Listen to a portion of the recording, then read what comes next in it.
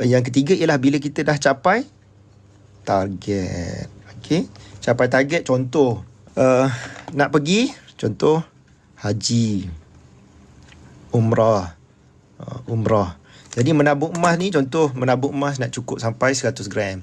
100 gram ni simpan lah. Sampai masa pergi haji, pergi umrah, jual. Okey. Sebab kalau simpan duit dalam bentuk duit, memang tak terkejar. Kalau at least kalau simpan dalam bentuk emas, adalah kenaikan dalam 10% setahun. Kalau maksudnya kos haji naik, sempat kita boleh cover. Untuk apa? Deposit beli rumah. Nak deposit. Okey, deposit dia beli rumah. Untuk apa? Deposit beli kereta. Deposit. Sekarang ni 10% kan? Kena ni. Jadi inilah semua target ni. Ataupun raya pun boleh simpan emas untuk cuti raya tahun depan. Lagi setahun lah, saya bukan 3-4 bulan akan datang. Untuk raya contoh. Ini saya bagi satu idea kalau tuan-puan katalah kos tuan-puan untuk raya. Ataupun Roadtax Insurance contoh, Roadtax Insurance.